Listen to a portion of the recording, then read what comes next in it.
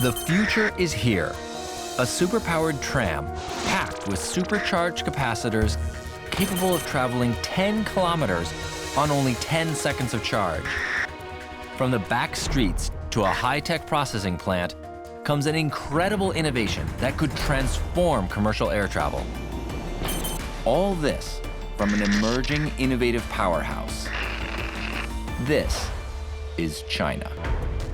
And we are just at the beginning. This is the future, right? I'm Josh Klein. I spend my life unpacking and hacking ideas, systems, networks, and future technologies. I've worked with some of the biggest names in the tech industry. And in my world, a good hack is a smart solution to a problem. That's incredible. Yeah, we are under construction. This is a real solution that you're rolling out throughout China. That's right. And hackers are the innovators that create them. 5,000 years of history. And it's the kind of solution that only China can provide. That's why I've come here. The Chinese are harnessing their immense capacity to take on some of the world's toughest problems.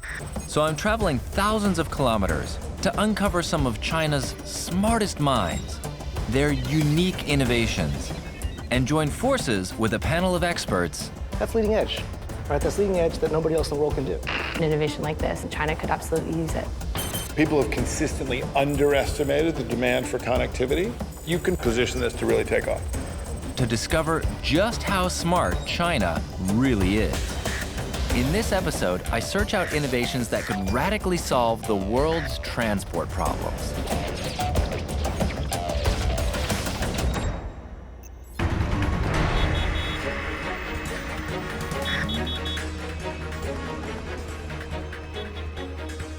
I've just spent the last 2 hours in bumper-to-bumper traffic, going nowhere. And the reason that I've traveled halfway around the world to do this is that traffic congestion is a big, gnarly problem, one that no one has even come close to solving yet. In my mind, if anyone can solve it, it'll be China, who suffers from this worse than almost anywhere else I've been. And if they can do it, maybe they can fix it for the rest of us. All right, we're going nowhere fast. I'm actually just gonna walk it. With almost 240 million vehicles and more than 7 times the number of drivers that there were just a decade ago, it's no wonder China's traffic infrastructure is feeling the pressure. This kind of traffic congestion is a daily occurrence. It's just part of the price that they're paying for their booming economic success. The flip side of this huge financial growth is there's the potential to invest in Gridlock Solutions, which is why I've been lured to Guangzhou. Here at the base of the 600-meter-high Canton Tower is a revolutionary new supertram system. Its creators believe it can make a huge dent in the gridlock dilemma by enticing people to make the shift from car to futuristic clean green commuter transport. There's no power lines above or below the ground. It's quick and efficient, and they tell me that its power system is simply stunning. Here's what I love about this technology. It's a simple solution that's an ideal fit for the problem. And there's certainly plenty of commuters being enticed on board, while I've been seduced by the chance to get up close and personal with this incredibly smart Chinese invention. I've been promised the inside scoop by the world's largest train builder, CRRC. The company's vice chief engineer, Nguyen, is carrying on the vision of his former boss to realize this tech, an innovation he believes will go some way to solving gridlock and the downstream effects of pollution. We can do our best to reduce the air pollution and the energy consumption and give the city a very clean sky, you see. First stop, a test drive of the original model. This is the ARV train we use as a prototype to test our supercab flash charging technology. So this is the very first one ever? Yeah. And it's that supercap flash charging tech that's triggered my interest. There's no overhead lines in this pimped out tram as it carries its supercapacitor power pack on its back. Supercapacitors are like a battery, except they store, discharge, and recharge huge amounts of power extremely quickly. So this is where everything charges? Yeah, when the train reaching this platform, this current connector shoes will automatically activate and contact this power rail. And then 1,800 amp current to this. That's a lot of juice. Yeah. And fully charge this supercat within 30 seconds. You charge all your capacitors 100% within 30 seconds. Within 30 seconds. This prototype has its charging shoe on the side of the tram, while the latest model has a roof full of supercapacitors that get charged at a super fast rate via a roof charging mechanism. During normal operation, trams only need to stop for around 10 seconds to let passengers on and off, charge its supercapacitors, and head to the next platform and charging station. Wow. All right, that's a lot of capacitors. How many's in here? In this case, we have more than 600, but we have put in different modules. We have 43 modules. So this is 43 capacitors. No, each module have 16 supercapacitor. And they're just chained together. Yeah, they are connecting in series, you can see. It's so clean. It's such a simple, elegant design. Another advantage is that we don't need to do any maintenance to it. Really? Yeah. All you do is wait until it finally wears out and then replace it. Yeah. After 10 years. After 10 years. So they're fast to charge, extremely powerful, and have a long lifespan. But when you're dealing with the huge amount of energy it takes to drive a tram, safety is also key to supercapacitor design. They're fireproof, crush, and shock resistant, because even when fully charged, the carbon they contain is totally inert. The supercapacitor's magic also permits the trams to perform a clever energy-saving trick. So what's this? Oh, this shows the energy level stored on this supercat. Now it's 84% energy stored. But the electricity went up when you were braking. Yeah, it goes up. In most standard braking systems, the kinetic energy of a vehicle in motion is converted into heat via friction as it slows the vehicle down. These trams use their electric motors to brake and convert the kinetic energy while braking into electrical energy that's stored and used to power the tram. So that's got to be huge savings. Compared with conventional, you see, tram with cathedral, we are 30% less energy consumption. You use 30% less? Yeah. A third less? Yeah. That's an enormous savings. And here's the secret to this supercharged technology. Inside each supercapacitor is a whole bunch of electrical reactions. But it's this activated carbon that magically increases the surface area of the electrode plates to be thousands of times larger than a standard capacitor, all packed inside a casing barely the size of a milk carton. And with a stack of these on board the tram, there's no need for unsightly overhead wires. For landscape, they have good landscape. That's another point of the technology you see. Of course. In a normal tram system, you've got to have electrical wires running all along the entire track. Yeah. But with this, all you have to do is lay the track itself, and then the tram carries all the power with it. So I imagine it's also much safer, because you're not running electricity along miles and miles. Oh yeah, in downtown area, we have a lot of pipe, water pipe, gas pipe. In rainy season, and cause the erosion of the pipe buried underground. Of course, an electrolytic reaction. So, I'd never thought of that, but it's true. I mean, if you're running an electrical current along miles of track, some of that's going to leak out into the soil. Yeah. And like you said, especially when it's raining, then that's going to go down and reach all the other pipes, gas pipes, which I don't really like the idea of electrical currents. So reduce the lifetime of this pipe. Right. So then it causes all those pipes to corrode, and you have to replace them again. So the ancillary, the secondary costs must be enormous.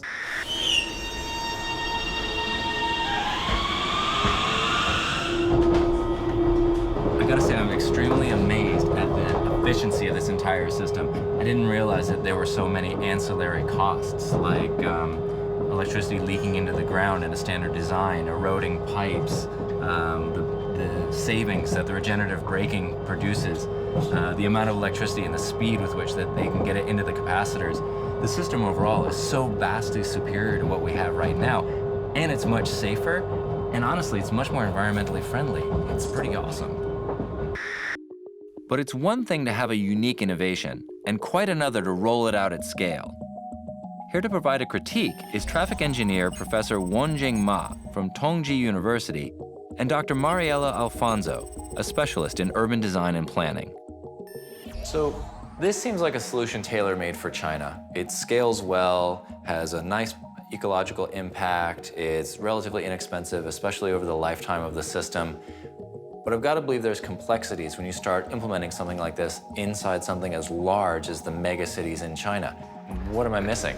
What are you missing? Well, China is very used to making these kinds of infrastructure efforts. I mean, they've been ultra successful. I think the benefit of this particular technology is that second and third tier cities who don't have subways can actually use these as a more cost-effective way to move people, because at the moment there's pretty much you either walk or you drive, which means that mostly you drive because these cities are still quite large, even though they're considered small cities by Chinese standards. So I think that it would be a huge positive impact on reducing energy and pollution in these cities. But the big question is, Can we grow this technology to solve the problems of cars? All the traffic and the pollution that come with them. It's a huge problem for China. and a huge problem for the world. Coming up, China's innovators set out to solve one of the biggest environmental hazards on the planet: gridlock and pollution, the biggest issues facing the megacities of the world, and China is no exception. This state-of-the-art supercapacitor-powered tram may have the potential to entice commuters out of their vehicles and into clean, green, futuristic commuter transport. So its creator, Chinese company CRRC, has gone from prototype to delivering its first commercially run tram in the city of Guangzhou. I really do think that supercapacitors are an amazing technology, but how easily are they going to slot into China's existing transportation infrastructure? And is this really a global solution? 我不认为这种技术是只为中国的，因为有很多城市、很多国家的这个情况，比如说大量的这个人口，其实不仅仅是中国，很多城市都是这样。即便在其实一股电车在欧洲，更加的普及，其实现在有很多城市也都运行着非常好的系统。那么这种技术的出现，会对那样一些系统也会有非常大的帮助。所以这是一个有利于世界性的一个发明，而不仅仅是针对中国。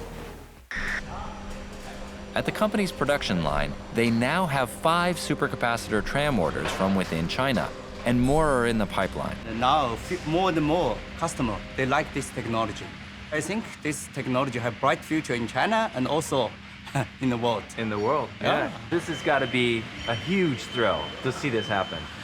5 years ago, when we thought about this idea, we could not imagine we can put a supercab in the so long tram, you see. So we're very excited.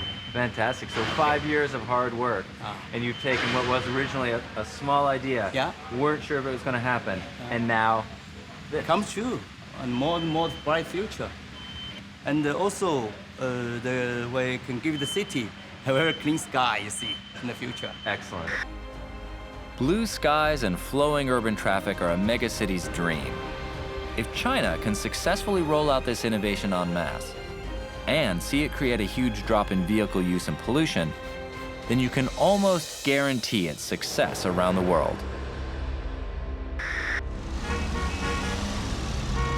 In the meantime, with heavy traffic still plaguing China's major cities, some simple solutions are emerging to help keep us out of the gridlock. Large internet companies are using their digital assets to bring things to us, rather than us having to head out to fight the congestion. And if you're anything like me, some days you're just too busy to leave the office. If that sounds like you, I may have the answer. 帮我订一杯咖啡。Cool. The solution to my fickle need for caffeine lies with China's second largest internet search engine. They, like me, clearly understand the innate need for coffee. So tell me, how did this idea come about? How did it begin? Sometimes we are too busy to grab a coffee, or we have no free hand to type a word. So, is there an app could help me to buy coffee and hand it to me? just after a simple conversation. So how does it work? Well, my request for piping hot coffee has been sent through Sogo's super-fast network. That data connects to my unique user details and secure payment information, checks my preferences, searches its database to find the closest registered coffee company, sends me an electronic confirmation receipt, and voila, it finally fires me a text alert when it's had one delivered to the office. More than that, it's also capable of learning exactly how you like your coffee. So this is what's going on in the back end then? Yeah. How's it work? We have clear pictures of latest trends and users' habits in terms of taste, consumption abilities, and history orders. By doing so, we can predict users' need and provide them their suitable service. And with deep learning, our whole system is becoming smarter and more accurate. So it learns all the time? Yeah. Cool. Sogo's advanced search and voice recognition technology is at the heart of how this app can deliver a product so fast. 我们不仅仅能够对普通话能够进行理解，还可以对大量的方言进行这种理解。有了这第一层，把你输入的这种话或者说声波转化成这个文字之后，计算机才有可能再进一步的去对你的语义进行理解。那么对语义的这块理解背后就会涉及到大量的、非常多的就是比较尖端的这种技术，比如像深度学习的这种技术，像自然语言的这种技术。有了这些技术之后，计算机能够知道你想要的是一种什么样的一种目的。有了这种目的之后，再跟我背后已经构建了大量的这个服务的数据库，能够去做自动的这种匹配。That, combined with key connections between retail outlets, third-party apps, payment accounts, and the search technology to manage the user's preferences, makes for a highly personalized and efficient service. And it's not just coffee this app can deliver. There's a massive range of products and services on offer. So the idea is that once you're plugged in, these kinds of apps act as a sort of virtualized assistant, anticipating what you need and bringing it to you where and when you need it. I'm thinking Peruvian dinner and maybe a neck massage. Neck massage. Now I'm gonna have to work on my Chinese. Which I'll need as I'm heading to the back streets to unearth some very cool tech that turns sludge into liquid gold that can fuel a jet engine. I'm here in Beijing. It's gotten so bad that one of the premiers has declared war on pollution, and it started to shut down some of the coal plants. The problem is that pollution doesn't just come from cars and coal plants. There's bigger engines involved. Chinese scientists are joining with experts from around the world in an attempt to transform one of the biggest environmental hazards on the planet, air travel and the burning of aviation fuel. Here at Sinopec, one of China's largest petroleum companies, a team of experts are developing state-of-the-art aviation fuel. So you're manipulating it at a molecular level, so you can change how the fuel actually behaves. Yes, it will affect the fuel's performance. Professor Guanteng Xu is an expert on petroleum analysis. He's joined by Igor Zheng, a specialist in refinery catalysts, and Dr. Long, the man driving the research and vision. We do need to transform from the biomass to the alternative fuel. It's got the bright future, I think. In the future, the traditional soil energy will be consumed because it is not sustainable. Along with his development team, Dr. Long is hoping to radically change the chemical structure of aviation fuel to be cleaner and greener. To achieve that, they're working with structures smaller than the wavelength of light.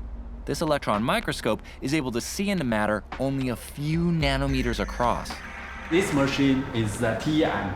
That means it's a transmission electron microscope. And the very high energy electron beam come from here and get the very high speed, struck the sample at this position. Okay, so that's the picture. Okay, so it's shooting an extremely powerful, extremely focused beam of electrons. Yes.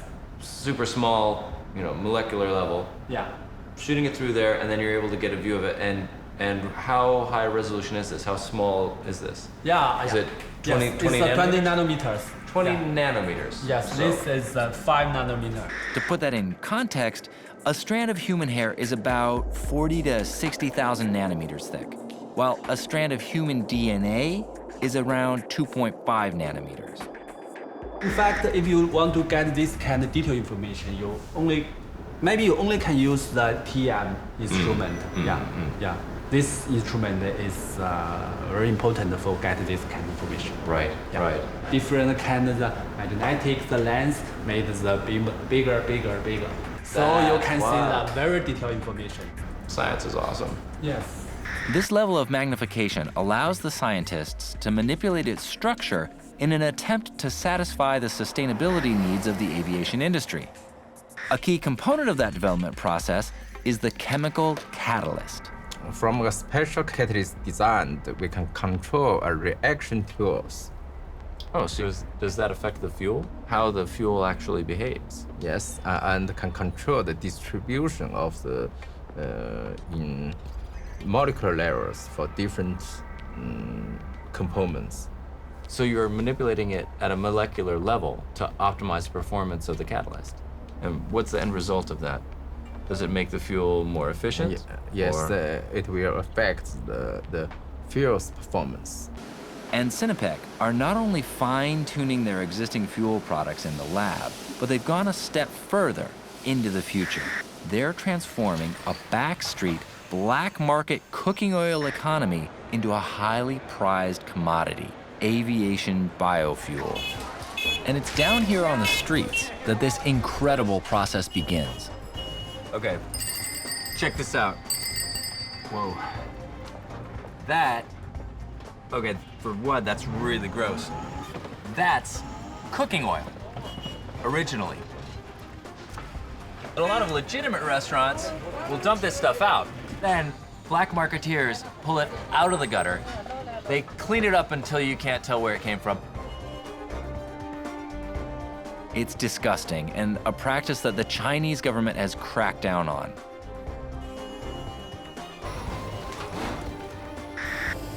But the Sinopec processing plant is transforming this black market oil into high-grade jet fuel to move China's aviation industry into a clean, green future. What they do is they take this oil, which is the same stuff. It's just that they filtered out the solids, but believe me, it's still really disgusting. And they pour it in here, where this is about to be totally transformed. All right. Oof. Yep, that's not right. Whoa! That scared me. How about you? Just a little bit. Whew. The process of transforming waste cooking oil into a biofuel is relatively simple, but creating aviation biofuel is something else entirely. It has to power a commercial jet engine flying at over 3,000 meters high. So what exactly do you do to the oil to transform it into a fuel? First, we don't need the oxygen, so we need to remove it. And then burn in the aircraft engine. It needs a smaller molecular size. So we need to crack the oil molecule into a smaller molecule. And then because the working conditions in aircraft, the temperature is quite low, so we need to reduce the freezing point. After some complex handling at the plant, unique chemicals are added to prevent ice buildup and corrosion, while also keeping the fuel from gumming up the system. After years of R&D, Sinopec now have a fuel that's taken them into China's history books. I'm on a quest in search of Chinese scientists, entrepreneurs, and innovators. My journey has led me to the Sinopec Changping Labs, where this petroleum and chemical giant has set itself the goal of creating futuristic fuel, turning discarded toxic cooking oils and animal fats into state-of-the-art biojet fuel. This modern-day alchemy hasn't come easy. It's required big thinking at a molecular level. Here's what's beautiful about this.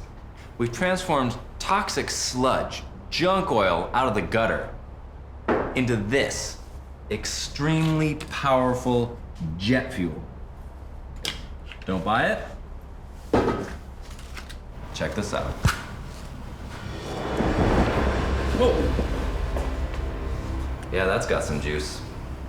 Check that out. That's some power right there. That is hot. Enough power to change Chinese history. On March 21st, 2015, China's first cooking oil-fueled flight took off from Shanghai's Hongqiao Airport. A Boeing 737 jet using a 50-50 mix of conventional jet fuel and biofuel. Tackling a major environmental issue and solving a public health concern all at the same time. But what do my specialists think? Is this really grease to gold, or just a flash in the pan kind of concept? 我觉得这是尤其是非常重要的一个发明，因为到2020年可能有超过30%的航空燃油会来自于这种生物的这种油量。那么因此呢，这种技术的发明不单是说解决了这样一些我们所谓的废物再利用的问题，让这些点石成金。那么另外呢，其实也是为这个航空为这个燃油提供了一个非常重要的原料。那么因此，我觉得这是一个非常有意思也是非常有意义的发明。Me as a Westerner, I absolutely love the street food. That really brings people to China. So I think to get rid of the negative connotation by using this gutter oil, getting rid of the black market, using it for something good, I think it's all around a great solution. A solution that Sinopec are continuing to evolve as they attempt to reduce China's carbon footprint. The question is, how fast can they produce the volume the airline industry really needs to have an impact? Back on the city streets, roads are still congested, and like the evolution of biofuel, necessity here too may become the mother of invention. Well, it's certainly true that many cities around the world have bad traffic. China's got it worse than most. In fact, there's more drivers in China than the US has people. But equally, there's a growing surge of innovators desperate to turn this around. I've been led to a Chinese company that believes it has a solution for short-range commuter travel with a super green tech called Ninebot. I'm here to get the lowdown from Lufeng Gao, the founder and CEO of Ninebot, the world's largest company in short-range transportation. Joining Gao is engineer Li Pu, vice president of robotics. So I've been stuck in traffic all day. It's taken a long time to get here, and I hear that you might have an answer. What's a Ninebot? Ninebot? That's Ninebot. Ninebot is a very cool portable transportation device that weighs in under 13 kilos. It can travel up to 35 kilometers on a single charge and has a top speed of 22 kilometers an hour. Perfect for short-range commutes. So this thing goes really fast. Sure, yeah. That's extremely nimble. 它实现的交通就是前所未有的，它能够带人走到你想去的任何的地方。原来的汽车它可能的宽度很宽，你需要一个非常好的一个道路的状况，但是这样的一个产品，人站在上面，基本上和一个人的步行的宽度是一样的。One thing that's a mystery to me is how the thing stays upright. How's this thing balance itself? It's called self-balancing technology. So basically, there's a gyroscope installed in the system, and I can show you with this pencil. So basically, the gyroscope will sense the tilt and the movements of the body of the vehicle. And if there is a tilt or angle, the wheel will go forward to compensate it. So it's doing very slight movement that cannot really see, but it's always balancing itself. Okay, so as you're leaning forward, it's trying to move itself forward so that you're balanced. Exactly. So you're kind of passive-aggressively forcing it to move along to keep it balanced. Right. All right, I know a few relationships like that. Okay. Where's this heading next? Because what I'm really keen on is to see this have an impact on traffic. And if everybody's going to be using this, it has to be easy to use, it has to be light to carry around, it has to last for a long time.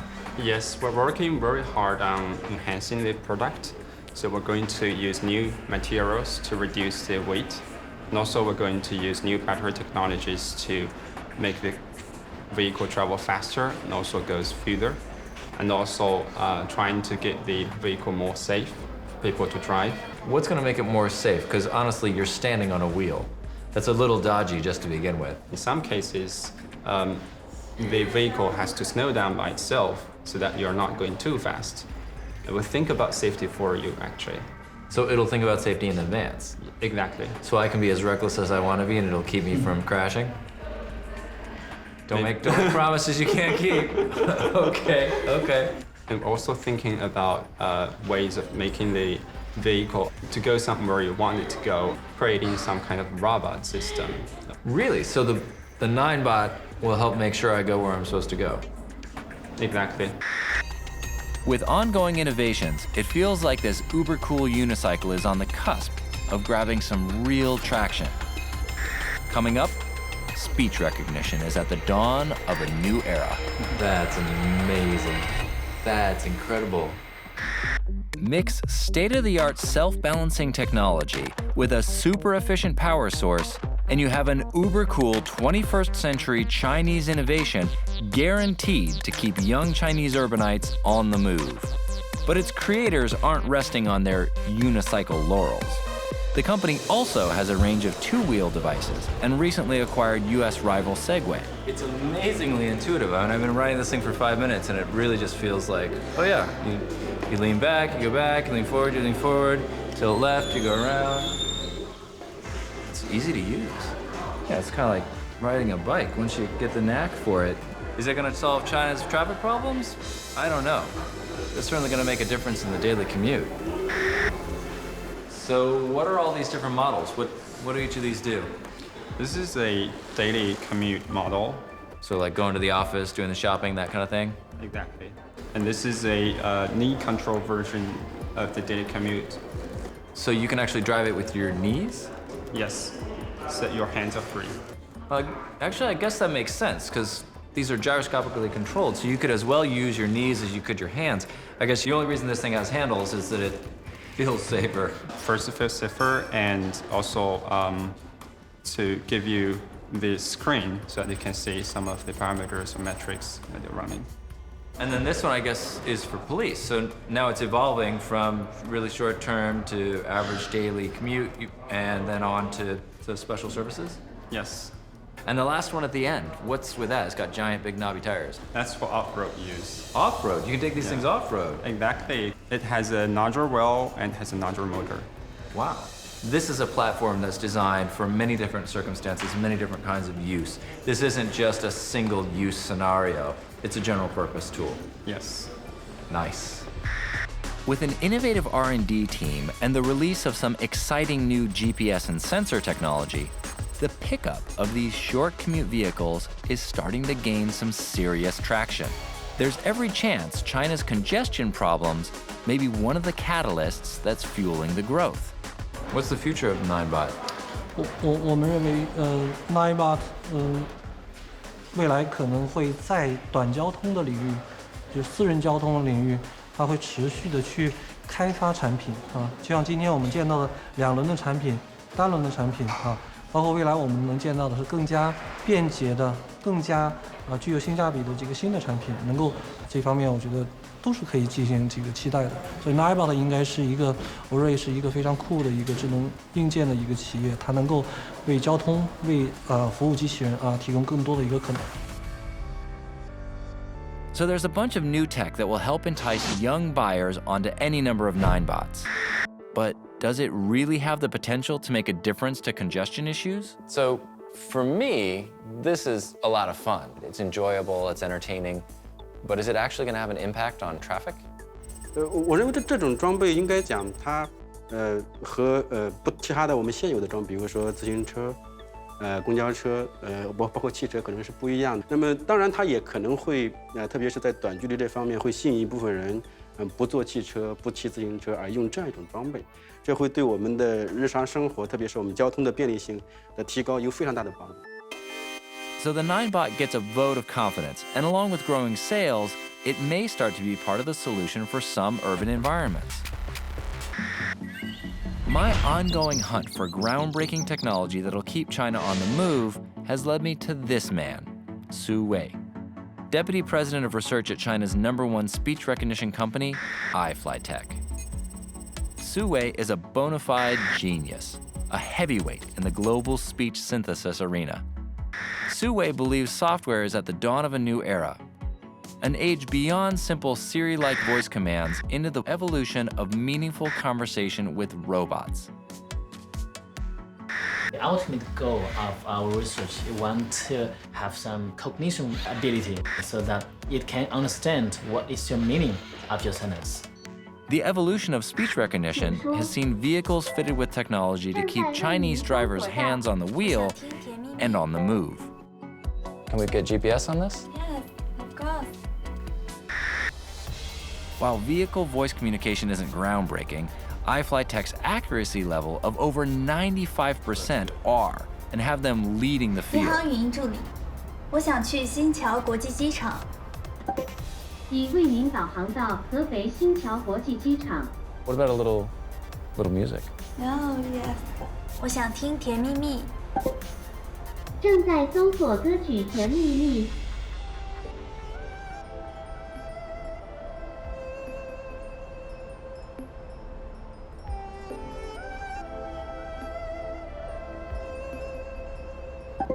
You didn't like that song? Yeah, that's how it is. What about sending messages? Can you do that? Of course。你好，语音助理。您想要做什么？发短信给周家峰，我正在开车，稍后给您回电。 I think she's calling her boyfriend. It's not looking good. But it's not just vehicles that are becoming hands-free with this tech. The voice recognition software is also keeping us hands-free and on the move in the smart homes of the future. So this system is that you can use to control your TV and via voice, just like something like Siri, but used to control the TV. 林夕，中央电视台13套。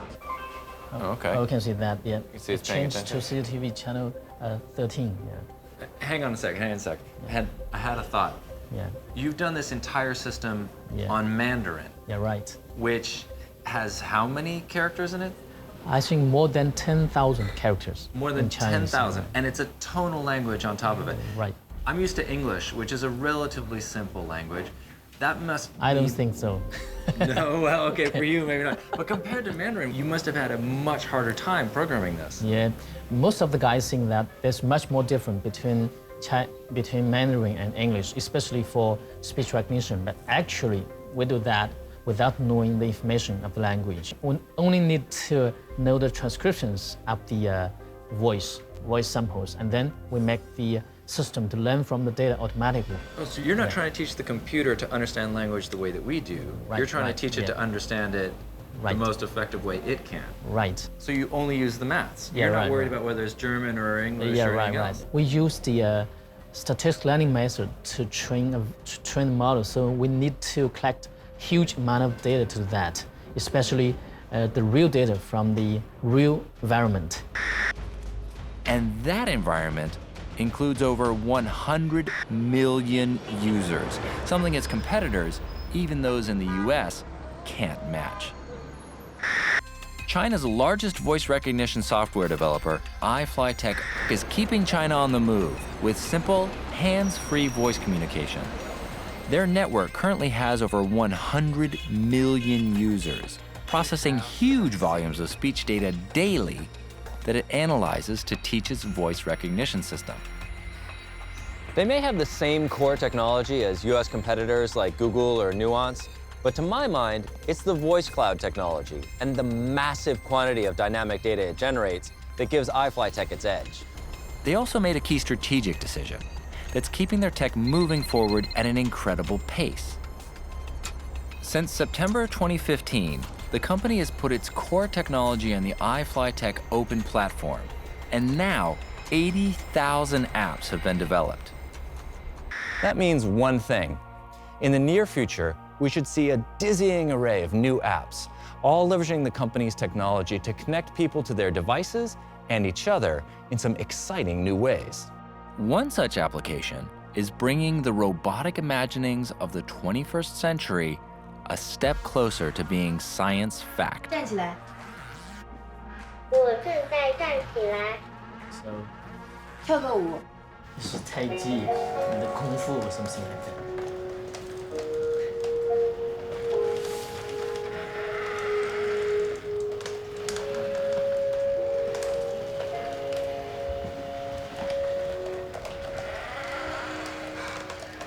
Wow. That's amazing. That's incredible. And he's balancing on one leg. Yeah. You're able to control the robot the same way that you can control the TV or the air conditioner or anything else. But where's it going from here? The ultimate goal of our research, we want to have some cognition ability so that it can understand what is your meaning of your sentence, not just the command that you want them to do. So that is our next target. Now we have found a new way to make the machine to understand the meaning of the words. And we have found that the meaning of the word is very similar to the words surrounding them. So for example, we can make a similarity between two words by the surrounding words. So it's the same approach you were talking about earlier. Rather than teaching the computer what the meaning of the word river or what the meaning of the word sea is, instead you're statistically saying often in a sentence the word river is used in a similar way to the word sea, which means that you can then use all the computational power that you have, the massive amount of data that you've gathered for the computer to learn for itself. Using iFlyTech's statistical language learning system, robots will be able to comprehend complex sentences and the nuances of language rather than just simple instructions.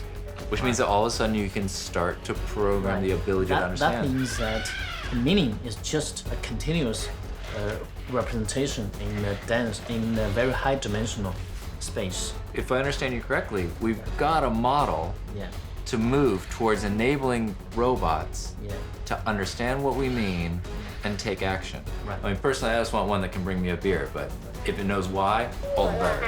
Maybe one day, machines will engage in meaningful two-way conversations and use their incredible big data and processing power to ultimately solve traffic congestion and keep the smart planet of the future on the move. Like all the innovations I've discovered, they'll each no doubt play their part in solving large-scale transport problems. In a country as diverse and complex as this, there's never any shortage of problems or potential solutions. An extensive rollout of supercharged trams could well entice hundreds of thousands of Chinese to abandon their vehicles in the cities and venture into the future of short-range commuter transport.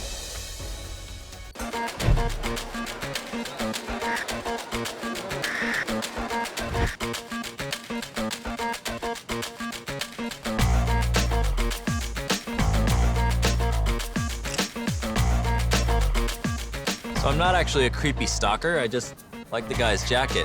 How cool would it be if you could take a pic and automatically find out where to buy something like that? With the new Sogo app, you can. You fire up the app, you snap a picture, you upload it, and it automatically tells you where you can get it and for the best prices. There's a number of similar apps on the market, but this one was developed by the Chinese search engine giant Sogo. What I love about it is that it's super fast and super accurate. And I'm convinced that data speed and accuracy will be the digital gold standard as we fast track into this new era of IoT, or the Internet of Things. This giant global network connects people, smartphones, wearables, tablets, security devices, air conditioners, home appliances, lighting, vehicles, and more. 26 billion connected devices moving 50 trillion gigabytes of data by 2020. But the US Federal Communications Commission has warned of a potential global disaster as the volume sent through existing wireless networks expands to dangerously high levels. We need a solution, and some suggest we need it fast. Enter a tip-off from a tech colleague who's led me to a Professor Nan Chu, professor of optical communications at Fudan University in Shanghai, and an expert in a range of optical communication technologies. What we are doing is make light more smart. The light can talk. very high-speed data transmission. Professor Chu and her team are on the cusp of a data revolution.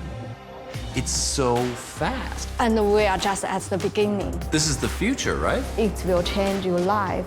Like some of the greatest inventions ever created, the concept is so simple and yet so hard to believe.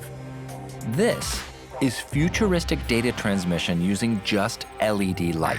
So you think you can take existing lights and convert them to transmit data? Yes, because currently there is a revolution in illumination. People will use LED for the source, light source for illumination and display. So we can use this kind of LED for communication. So just the standard LED that's blinking on your coffee maker or any, because like you said, candle, because it's kind of solid state light source, so it can modulate very fast. It can support such high speed transmission. The innovation is called visible light communication, or VLC. And instead of using Wi-Fi radio waves or fiber to move data, this technology sends it purely through the LED's light itself. We have a network camera over there, and this is Canon video camera, has very high resolution video, and we convert the video signal into light signal, transmit over several meters length. And here is the receiver. We will convert the light signal back to video signal, and we can see from this screen that is a camera, that is a video, what we get. So you see, okay, it stopped. If I move back, then it's move again. And it works at a staggering speed. This tech has the potential to transfer data at 3 terabits per second. As a reality check, Wi-Fi maxes out at just 7 gigabits per second. so basically what you're saying is the fastest cable that we have out there, this can do better than that, and it can do it using existing infrastructure, the lights we've already got built into everything around us. Yes, and also this light will not do harmful to human health. So in the future, you can transmit massive amounts of data out of your coffee machine. I don't know why you'd want to do that, but you can. Yes. That's yes, you can. That's amazing. But the most crucial aspect of the tech, it doesn't use the almost maxed out wireless network. With light, there's no limited set of radio frequencies. No one owns the light spectrum, and you have virtually unlimited bandwidth. So this is the prototype, yeah? Yes. So you're transmitting Discovery Channel. Yes, exactly. So you're transmitting from here to here. Yes, we transmit downlink and uplink. It's kind of bidirectional transmission. Okay. So I can interrupt it and... Yes. Yeah. And you have virtually unlimited bandwidth. And the million-dollar question? How does it all work? Electronic data is converted into a binary signal by a processing chip, which it then transmits by turning any LED light off and on at a rate so fast it's undetectable to the human eye. Light on equals a 1, light off equals a 0. Wherever this light can be seen, a receiver can detect its ultra-quick on-off modulation, convert this binary code back to an electronic signal, and transmit it to a computer, mobile device, or any screen, potentially opening up a world of possibilities. But is this really a tech that can transform the future of our connected lives? I'm curious to see what opportunities my entrepreneurial panelists are seeing in this technology. I think it's very positive, very promising technology. Clay is a writer and consultant on internet technologies. William, a partner in China's #1 technology accelerator. So I look at that and I feel like there's some real potential there. I mean, that sort of throughput has impact. One option would be emerging markets, where people they can't run wire, right? You know, so you put it up on a pole and you can beam out to an entire neighborhood extremely inexpensively, super high bandwidth, and people can share. I think it'll take, a few years. So this is potentially an instance of a leapfrogging technology. Yeah, well, emerging markets, you don't have that, 100 years of copper or fiber. You don't have much of anything. So this is an example where we can use this to do the last 200 yards or the last mile, so to speak. Right. And suddenly, instead of laying cable to every place in the neighborhood, you can just say, if you can see the top of this pole, you can get television. And not just television. You can get super high def television, multiple channels, like hundreds if not thousands of channels simultaneously. I mean, yeah. A world of potential and short-term challenges. This futuristic tech is, ironically, too advanced for its own good. Currently, the main difficulty is, for example, if you have cell phone and you have this pad, both of them are portable devices. They are very popular and they are personal terminals, but there isn't any special designed receiver at these devices. We cannot detect a visible light communication system. They need an integrated chip, very fast speed. Sure, a camera can detect visible light, but the speed is quite slow. It's around 30 frames per second, maybe faster mode, 120 frames, but it's quite slow compared to our visible light communication. Currently, we are working on this kind of integrated receiver, but still you can see it's very large. If we can reduce the size and reduce the power consumption of such kind of devices and make the device into one small chip, then I think we can get very large application for this visible communication. While Nan and her team continue their R&D to receive this tech on personal devices, my entrepreneurs are seeing immediate opportunities.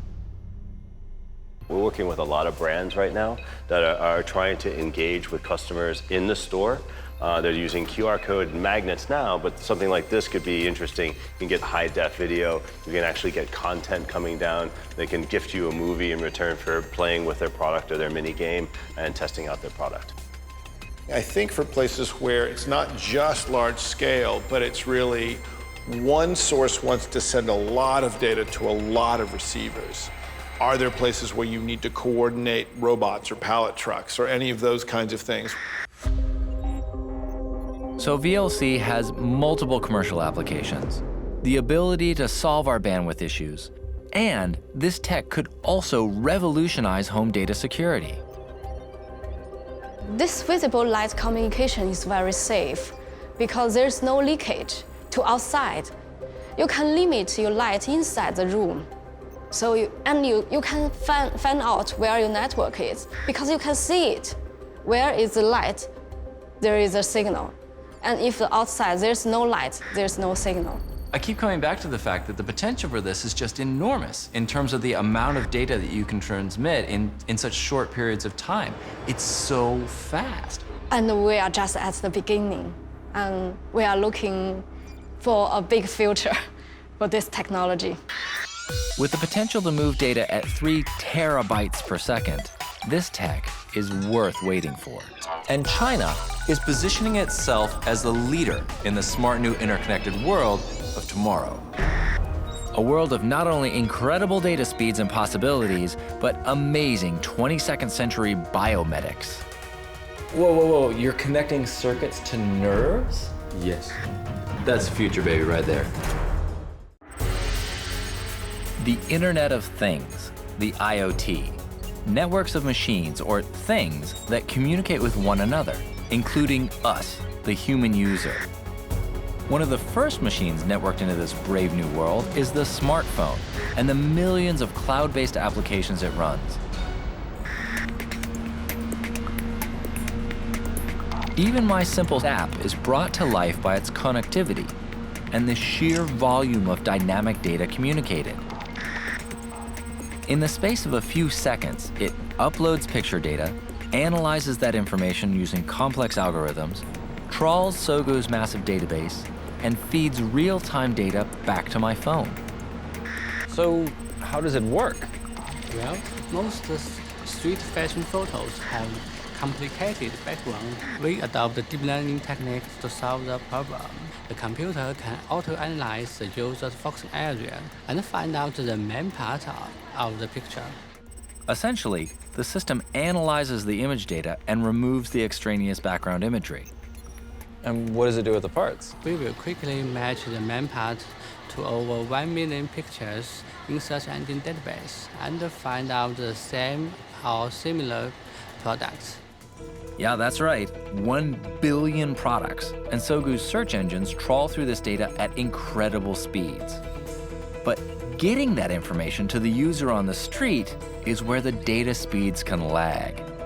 But with VLC technology, users with line of sight to a transmitting LED could have an almost instantaneous response. It would deliver the app's pricing data in a split second, a crucial part of the app's functionality. For every commodity, we provide his price trend. As you can see, it has dropped to the lowest point. We also provide the price comparison, which covers all the e-commerce websites. Users can easily find out the cheapest one. So you can not only find out what's cheapest, but when it's cheapest. Yeah. Cool. We collect over 1 billion data from online shops. Then we create the same commodity groups using the text and graphic techniques. Actually, besides the price, we can also compare the sales, comments, and so on.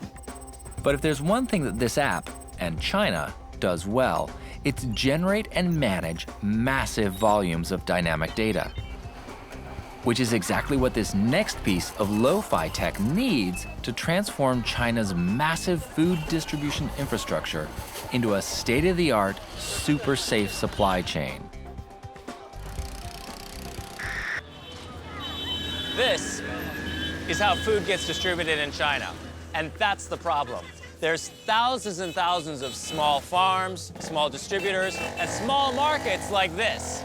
The issue is that with so many people along the chain, it's impossible to tell if an error occurs. So that guy might have run out of watermelons. And as a result, he picks them up from the guy he met in the parking lot. But he doesn't know that they're 3 weeks old. And no one's the wiser, because when it gets to your table, you don't know either. Startup investors William Baobin and David Chen, along with technology commentator Clay Shirky, are well aware of the need to improve food safety across the People's Republic of China. You don't have this problem in the US or Europe.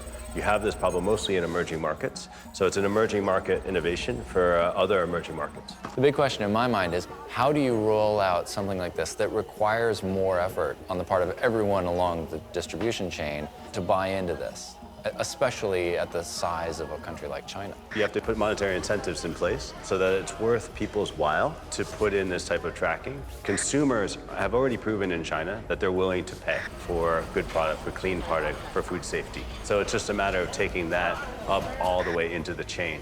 Meat especially is the big deal. We tagged a pig, we tagged a cow, and then we followed it from slaughter through processing and delivery. And if you can do that, in the beginning, anyone who can make that promise can sell it at a premium. You eventually want everyone to do it, but in the beginning, you want the people who will pay more to say, I want to know where that piece of pork came through the system. To do that, they need to collect and collate huge volumes of data. But this is the future, a world where data is king, and the practical uses for it, unlimited. In my quest to search out unique inventors and innovators, I found myself getting an insight into the government's new electronic food tracking system, a trial program designed so the entire food production and delivery process can be interconnected, tracked, and deliver safe, fresh produce 24/7.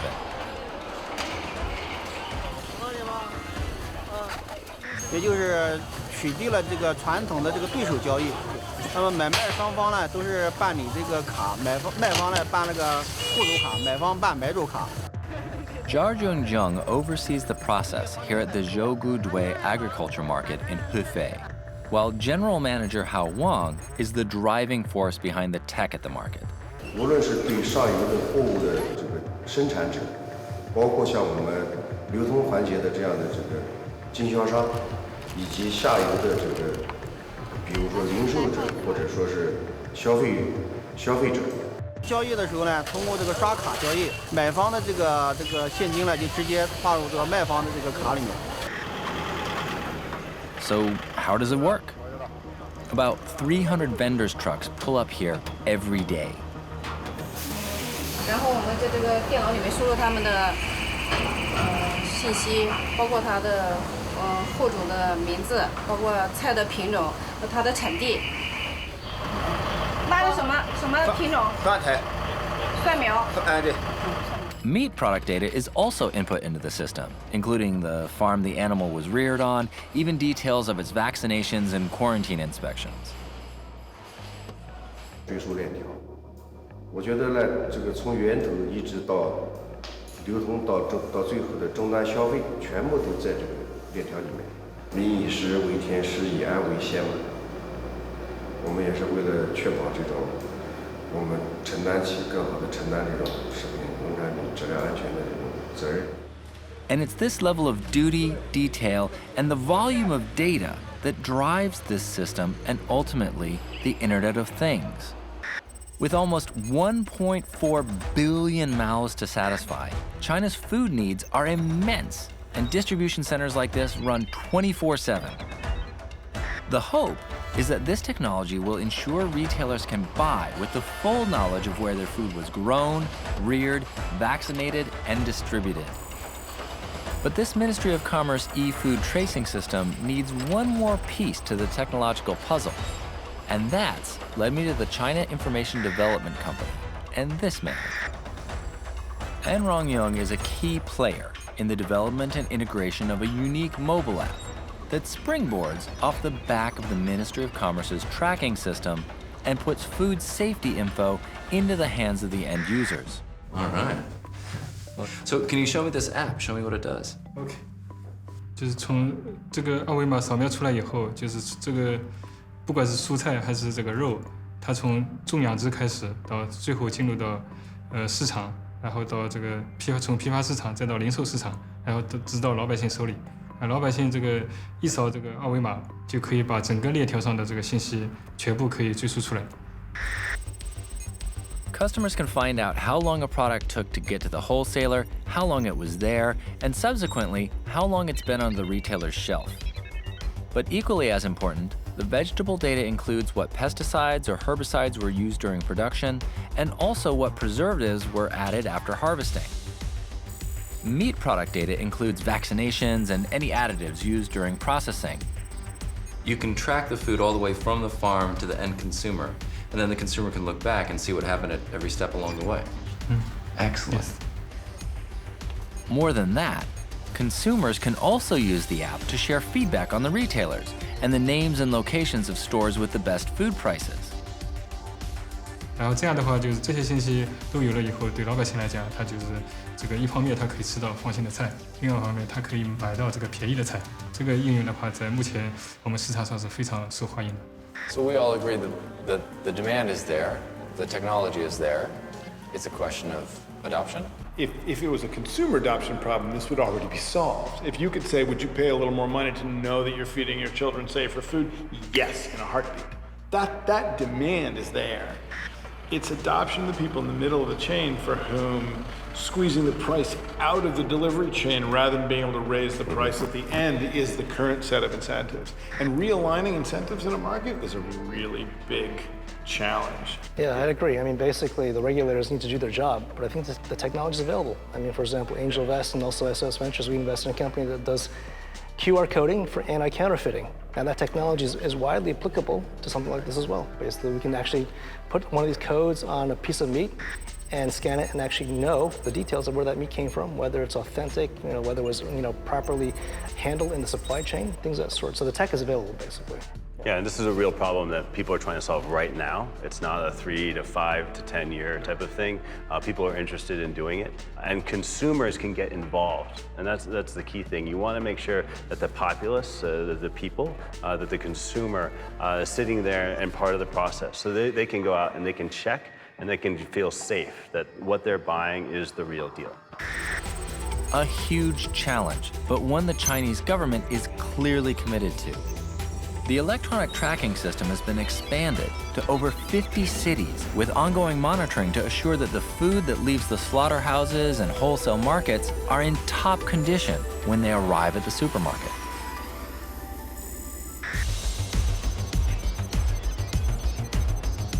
In the world of innovation, there's always some unique, incredible technology that remains untapped and untamed, its applications still dwelling in the realms of science fiction.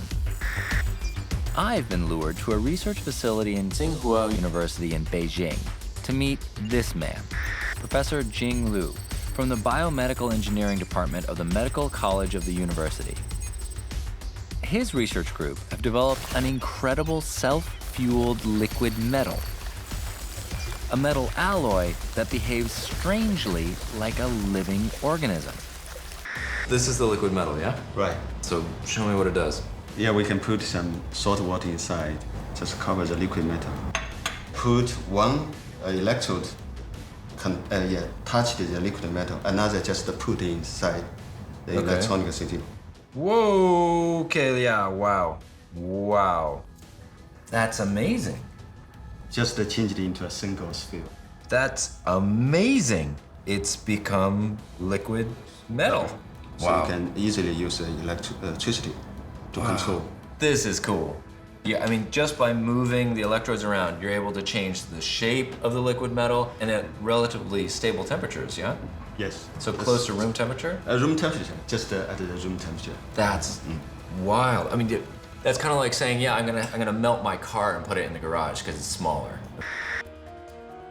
You can see that just by touching it with the different poles, you get totally different reactions. Here it's become relatively static. Here it suddenly becomes fluid, and it's moving around on its own. And that's due to the electrical field, causing it to rotate inside the water. This liquid metal is incredible. It turns fluid at less than 30 degrees Celsius, and it reacts instantly to an electrical current. The rotation, so you can see here, the liquid metal just takes self-rotation. Yeah, without even touching it, just by putting the electric field around it, it's rotating inside the water. So this rotation will drive the flow of the surrounding liquid. In that case, it can serve as a pump. Wow. Soft pump. Wow. Yeah, without any moving parts. Yes. Because it's an electrochemical reaction. Yes. Wow. Wow. It's like a little motor, except made out of liquid metal. That's incredible. I've never seen anything like that. I've never seen anything like that before. But this metal has another amazing quality: the ability to propel itself without electricity by consuming other metal as food. Yo, look at that. Wow, he was hungry. Totally ate it away. That's wild. That was weird. Look at it go. Consuming aluminum causes the alloy to spin and propel itself in the dish. Yeah, but the thing is, it's still spinning around like crazy. So this is without any electrical current at all. Yes. That's strictly a chemical reaction. That means this liquid metal doesn't need a complicated external power supply to move. Just drop it in an aqueous solution and it propels itself by consuming food, just like a living organism. It can move itself and deform its shape according to the space that it travels in. What's equally astounding, a single drop has enough power to move for up to an hour. Okay. I'm convinced that's really cool. I mean, it's neat to be able to do that. And I've never seen materials that act like that before. But what do you do with it? This can be used to make some soft machine. So just as you watched, the liquid metal sphere will self-rotate. Professor Liu believes this technology could pave the way towards a future of self-propelled, shape-shifting robotics. While its use in propulsion and cybernetics evolves, Professor Liu has found another unique application: as an ink that can print electronic circuits on almost any malleable surface. Whoa! So, if you can print this onto any surface, and it's flexible, and it's conductive, and you can attach any kind of sensor to it, can you put it in a person? Actually, we have published papers for demonstrating. You've already demonstrated this? Yes. You could actually print this under my skin, put a a sensor network in my body. Yeah, just use some injectable liquid metal. With some. My 12-year-old in me is freaking out right now. This is sci-fi right here. So you can put circuits under the skin. Yes, under the skin and also on the skin directly. Then we can input some electrical stimulation for some functional recovery. But for the inside, we have demonstrated using the liquid metal to electrically connect the broken nerve. In that case, the signal can be transmitted across the damaging. Whoa. You're connecting circuits to nerves? Yes, above the skin. And on the skin? Yes. And then also connect that to different sensors, power sources? Yes. That's future, baby, right there. The medical implications could, to my mind, be life-altering. But is my enthusiasm overrated? Are there enough clues in this mysterious metal's properties to make our experts believe liquid metal has solid gold potential?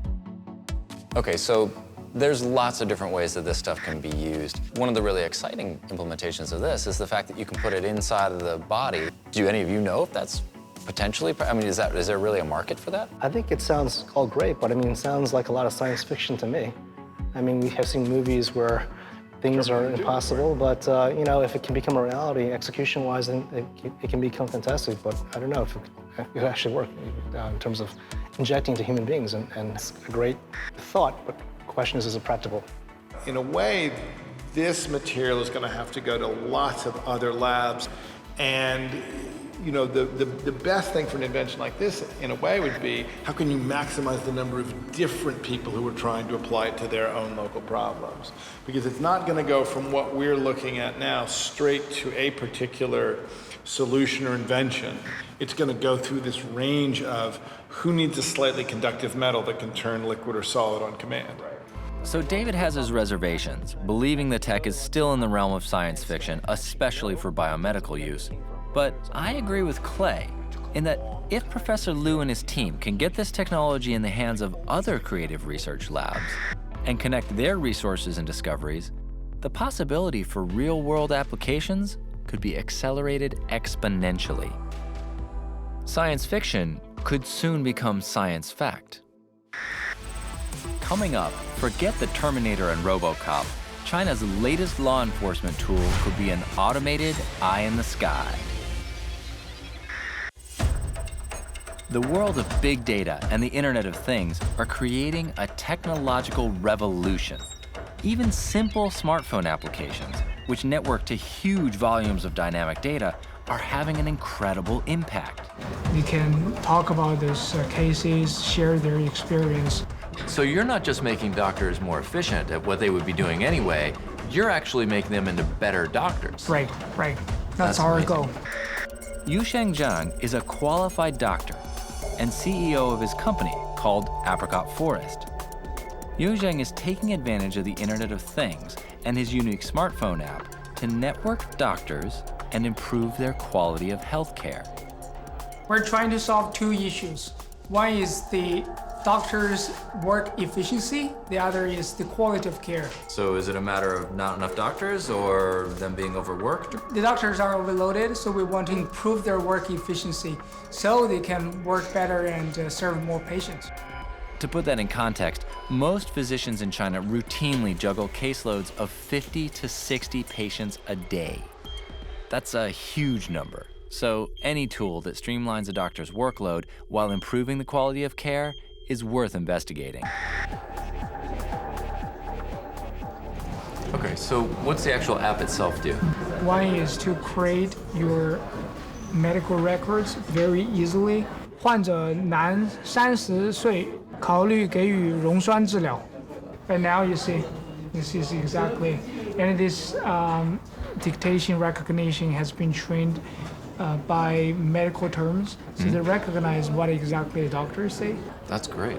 And same thing for taking pictures of text? Right.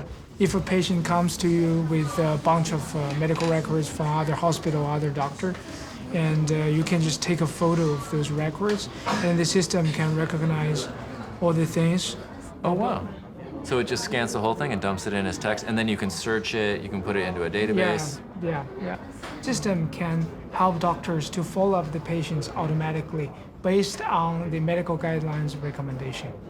So wait a minute. So when the doctor has talked to the patient, made a diagnosis, recommended whatever treatment there is, and the system automatically recommends how they should be followed up with, and then gets back in touch with them without the doctor having to do anything? Yeah, the system will send messages to this patient, reminding them taking medicine, reminding them for next checkup, or reminding them for what other symptoms they might have. But the game changer for this app is the invaluable data it can provide, especially to remote rural doctors. China's healthcare reforms after the 1990s saw a huge increase in private sector healthcare, while medical facilities in rural areas were heavily dismantled. But further health reforms from 2006 has meant over 95% of China's population now have basic health insurance. But the quality of care still varies hugely from rural to urban centers.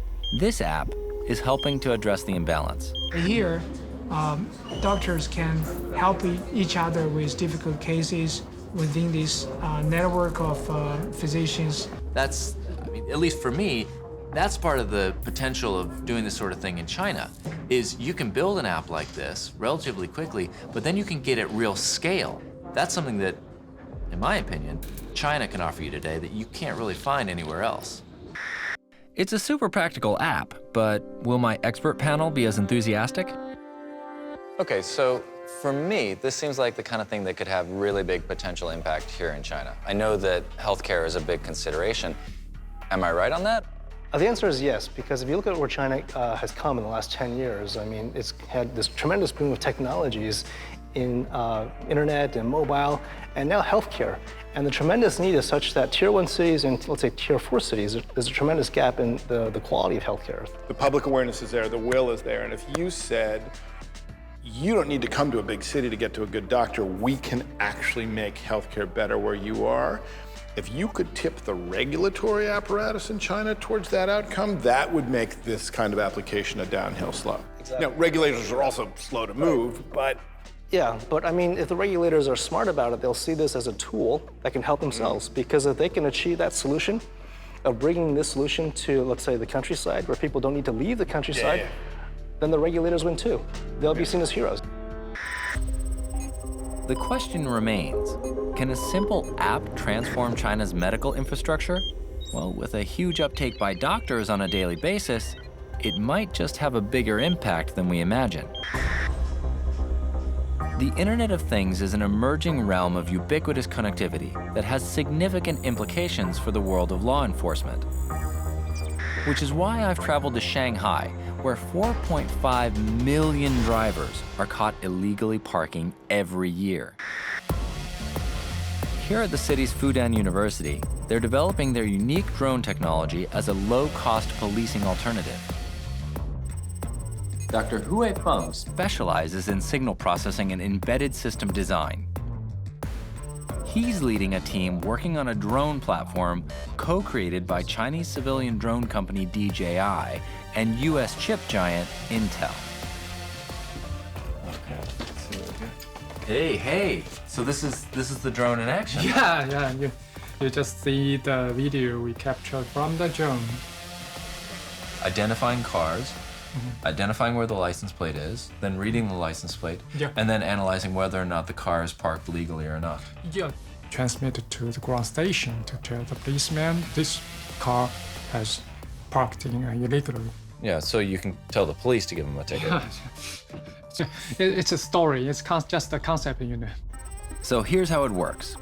Dr. Feng's drones are pre-programmed with the GPS coordinates of all the no parking zones in a given area. When the drone flies over these, it can detect if a car is parked illegally, record its number plate, and transmit the information to the control station, thus taking all the legwork out of parking enforcement. But there's something even more impressive about the tech in this drone.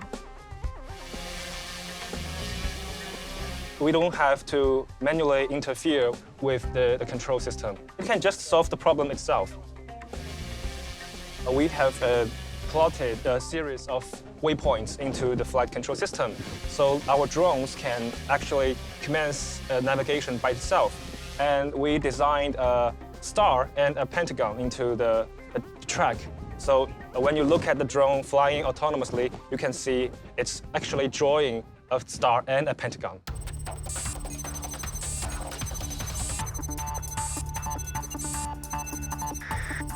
Pre-programmed flight paths are all very impressive, but what's to stop these pilotless drones crashing into unpredictable obstacles? Well, a whole whack of cutting-edge tech, of course.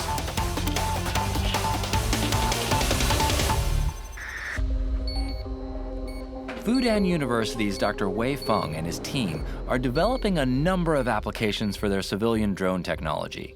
This one could help police illegal parking. The final challenge is for these remote drones to navigate with obstacle avoidance technology to ensure their safe transit around the city. It's quite complicated to detect different types of obstacles. So we decided to combine different kinds of sensors to make a more accurate judgment about the obstacle around the drone. Drones navigating through cities will have to avoid permanent structures, such as bridges and power lines, as well as react to unexpected human activity. This system consists of an array of ultrasonic rangefinders and a set of integrated visual cameras running some of the most advanced computer vision algorithms in the world. Use the ultrasonic detector. It can measure the distance between this ultrasound sensor and the obstacle. When I put my hands down and up, the ultrasonic can detect and calculate the distance, so it's very accurate, millimeters accuracy. The basic ability to detect the distance between the drone and the obstacle around the drone is crucial for a drone. Safety is the most important if we want a drone fly over the streets, fly in an urban environment. This is more advanced than today's technology. We hope we can implement in a near future. Getting this detect and avoid technology right will be key to moving Dr. Feng's drones from prototype to real-world deployment. Once they can be trusted as safe, parking enforcement is likely to be just one of many functions that fully automated drones will perform in the future. And rest assured, China will be at the vanguard of their development. Some people have some biased view about China's innovation, but we have seen the things change in recent years. We have seen a lot of real innovation, real genius idea in China. And I think it's a natural thing because you have to accumulate a certain kind of knowledge, a certain kind of technology. And then you can have your own idea, and you have the power, you have the ability to do some more technology innovation to the future. Dr. Feng is 100% correct. China may be an emerging market, but its level of innovation and technological growth over the past decade at least has been staggering. All thanks to big data, IoT, and Chinese innovation. A recipe to transform not just China, but the world. Creating a smarter planet for the future doesn't mean negating the past. In fact, quite the opposite. To my mind, future tech plus traditional wisdom equals a smart future, especially when the tech is a quirky, out-of-the-box innovation. And this is it. It's a simple little app that lets you diagnose conditions by taking a picture of your tongue. It's that simple. So how does a simple app help to diagnose the well-being of my body by looking at a picture of my tongue. It's all to do with a new trend of taking historical knowledge and giving it a smart, new, futuristic edge. In this case, it's TCM, or traditional Chinese medicine. TCM believes that the tongue is one of the key windows into the condition of the body. Mr. Kuo Zhang, the head of Sogu's Internet Health Project, explains the data behind their alternative lifestyle app.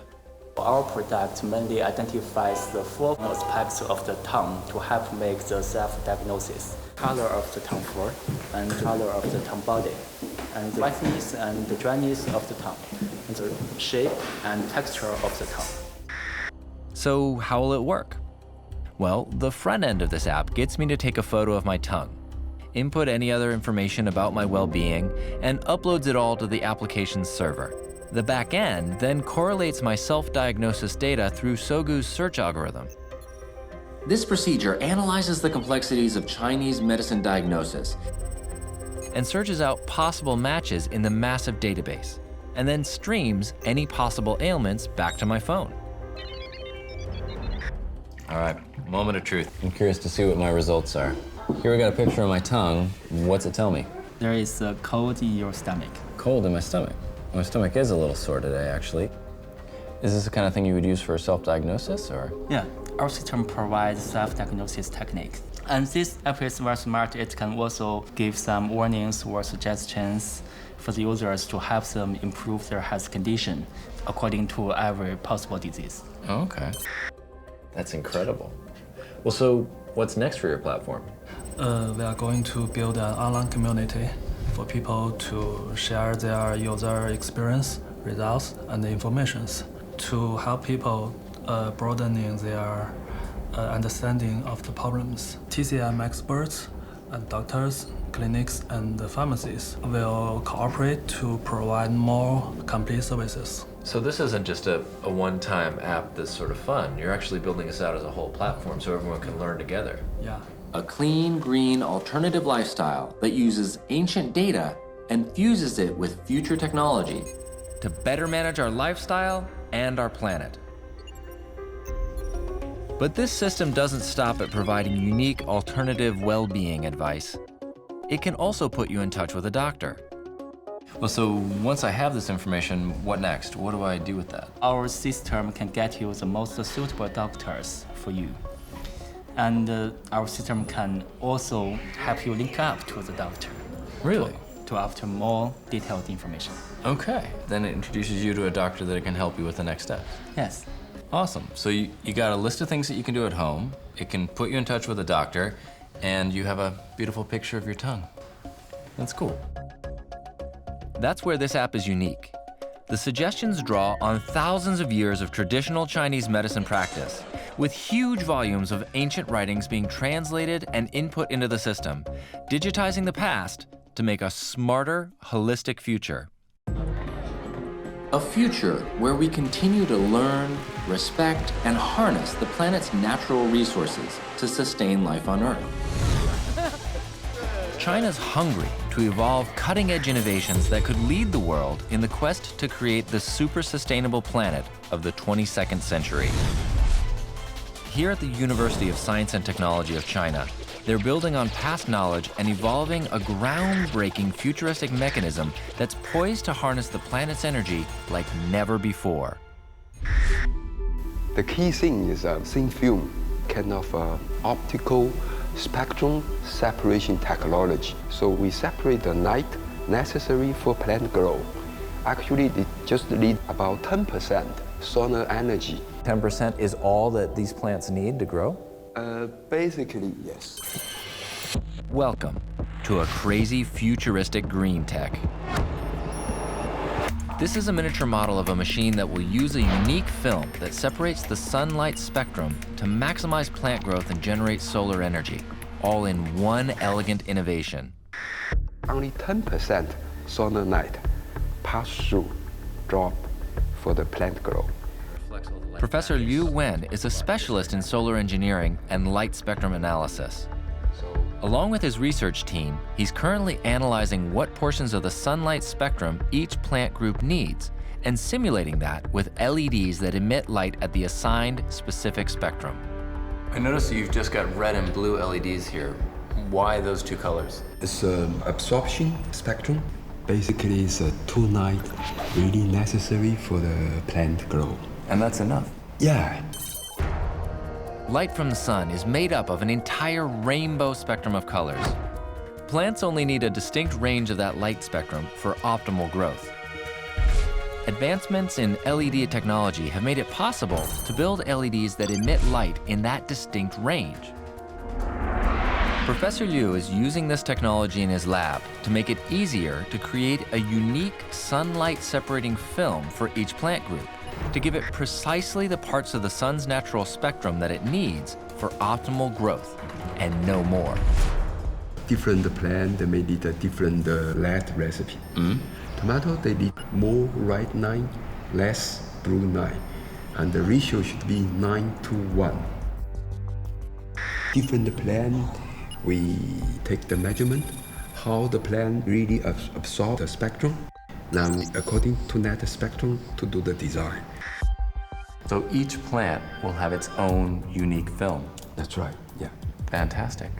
So the problem now isn't a matter of manufacture or electronics or physical science. It's more of a data problem. We have to accumulate enough data for different plants. In order to figure out what the exact optimal recipe for each plant is. Yeah, to got optimized recipe. Yeah. Fantastic.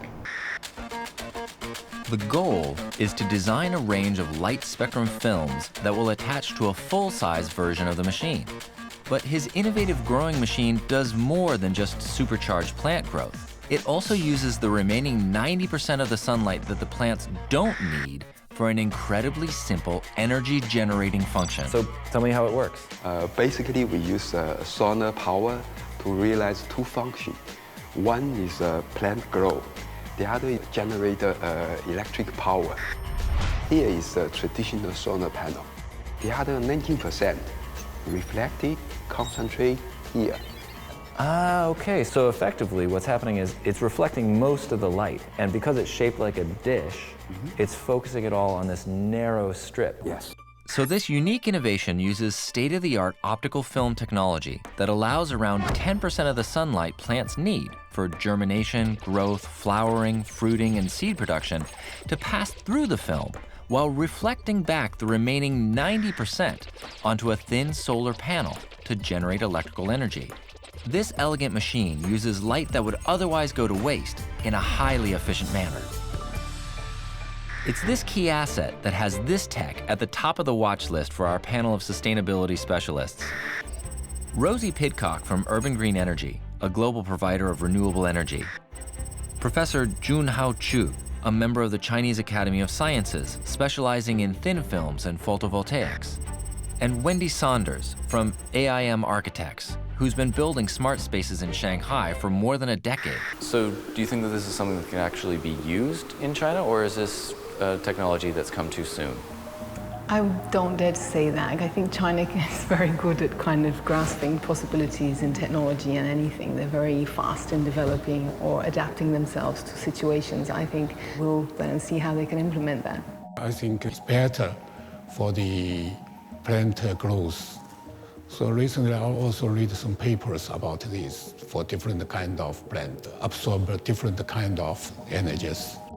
And the renewable energy application is very important for solve the energy problem and also the environmental problems. I think from the perspective of a solar developer, we're always looking at what can actually be commercialized, scaled in a cost-effective way. And at the moment, figuring out how that would be grid connected and then actually distributed to the people that need to use the power is the main question in my mind. It's a crucial issue to solve as this machine goes one step further to maximize its energy generating capabilities with a unique solar tracking system. It is the tracking system, tracking the night from east to west. So as the sun goes over, it moves to keep it on target? Yeah. Tracking system can give us 20% more power compared with traditional solar panel. The efficiency may be 90%. That's incredible. So compared to a standard static solar panel, it's 90% as effective, except you can grow plants under it. That's right, yeah. Amazing. With its potential to produce concentrated solar power, the storage and distribution of that energy will be key to its success. When you have an intermittent source of power like the sun, you either use it or lose it. This simple, award-winning innovation is incredibly unique. It generates electricity, organically optimizes plant growth, and maximizes every last ray of sunshine. Its creator, Professor Liu, believes he's on a breakthrough green tech. But do my specialists see the same potential that he does? When you have an intermittent source of power like the sun, you either use it or lose it. And if you can't store it and use it later, then you'll lose it. And I think China's playing with some really interesting models around distributed energy, whatever the source, solar, wind, ground source heat pumps. Recently also created some idea is internet in energy. So this is also important. Just combine the solar energy, wind energy, and also other kind of energy together in some distributed regions for the renewable energy application. The Internet of Energy concept is a connected world of embedded devices that use energy, and as important, those that generate energy. This system is a sophisticated ecosystem with the sharing of resources a key aspect, one that Professor Liu's technology could easily tap into. So you produce that energy in this marvelous new little bit of tech. Now say, for example, this was a farm that was producing corn, and a fleet of trucks would come to pick up the corn, and there were electric trucks. If the power from the tech could go into batteries, and when the trucks came, they could charge their cars, then you would have a system of energy and transportation, and now food going to where people need it, all working in harmony. Now the question is, what happens when that truck leaves the farm? Where does it stop to charge on the highway? And that's where I think Dr. Chu is getting at more of an overall systemic approach. How are we looking at getting these things to work together? But if you applied China's goals on electric vehicles and smart agriculture, I think you could find a match. It's really bringing together these ambitious programs that China has at the policy level together, united by an innovation like this, and I think China could absolutely use it. So these are, I think, very good innovation. The potential is clearly huge, connecting energy generators and users to produce a super efficient and super sustainable model for the future. As Rosie said, the convergence of plug-in or electric vehicles with embedded technologies able to communicate with energy stations to refuel where and when they need it will transform our energy use. If this tech converges with autonomous driverless vehicles, it could totally revolutionize the planet. Welcome to the smart planet of the future, where technology, digital data, and the convergence of old technology with new innovation is set to transform every aspect of life on Earth. And even the motor vehicle is undergoing one of its most radical transformations as data, energy, and smart technology converge. This is the SAIC Motor Company's vision of the future, their MG-IGS. A vehicle connected to the smart world around it to make our futuristic lives more efficient and safe. A car that can plot the fastest route, avoid congestion where possible, safely navigate around obstacles, find the nearest refueling station, and even park itself when you get home at the touch of a button. The engineers at SAIC are making huge strides towards transforming this dream into reality. This is one of their prototype smart vehicles. And this is Xi Fei, Chief Engineer for SAIC's Autonomous Vehicle Program. And Wenhao Wang is the General Manager driving the development of the program. They're happy to share a little techie intel with me, but they're understandably twitchy about sharing the real-time data that the car displays on the onboard screens. This here is the data that it's getting from the different radars. Yeah, here you can see the lines. The lines are the lane markings. We have different types of the sensors which is mounted on the vehicle to observe the 360 degree. So you can observe all the way around the car? Yes. Wow, that's better than I can do when I drive. This vehicle's pimped out with a plethora of remote sensing technologies, from wave radar, infrared optical sensors, and the roof-mounted Death Star-like LiDAR sensor. This futuristic tech has everything going for it.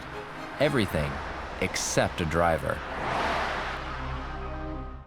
The car's driving itself totally safely. I mean, it's just cruising along. Oh, yep, we're getting past. And you can see that this car knows that it's there. And it's pulling up in front of us. And now our car's keeping a safe distance between us and them. This car's actually a pretty good driver. The ability to analyze and respond to the environment around it autonomously is hugely impressive. And that is why SAIC believes driverless cars like theirs will have a huge impact on energy use in the future. One inconsistent driver, braking and accelerating, can cause a domino effect capable of causing massive traffic congestion behind it up to 80 kilometers away. The impact could be 2,000 to 3,000 vehicles, wasting huge volumes of time and electricity, and for those still running on fossil fuel, emitting way more unnecessary CO2. The solution? A digital high-tech brain behind the wheel. So, are my specialists as excited about the impact of this vehicle as I am? Here to provide a critique is traffic engineer Professor Wenjing Ma from Tongji University, and Dr. Mariela Alfonso, a specialist in urban planning and design.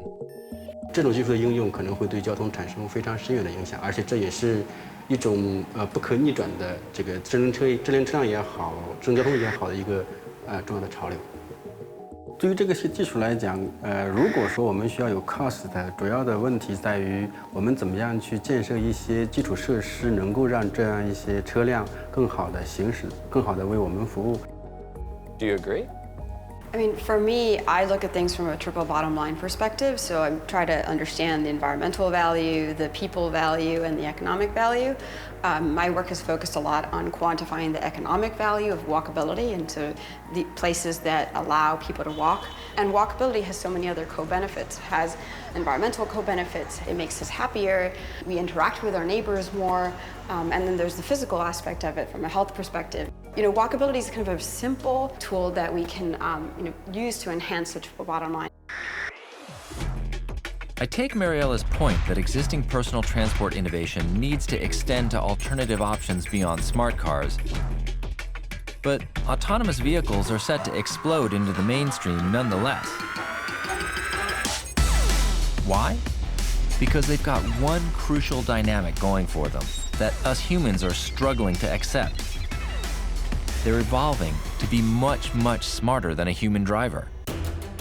The convergence of old innovations with super green high tech is set to revolutionize all aspects of life on Earth. None more so than in the automobile industry. The evolution of the autonomous car isn't about convenience for humans. In fact, the biggest benefits are energy efficiency and safety. These futuristic vehicles are a smart, green, high-tech commodity that's evolving. Oh, I can see here you have an actual camera view. Yeah, this is camera view. Down here is the result which come from this sensor. Ah, so this is a composite image. Yeah. Interesting, with an overlay of the prediction of the car. Yeah, yes. It's wild. You can kind of see how the car is thinking about the road. Yes. Cool. And then up here you've got SICK. That's what that's the LiDAR? SICK, yeah, SICK is the LiDAR. The car's light detection and ranging system, or LiDAR for short, is central to its ability to intelligently analyze its surroundings.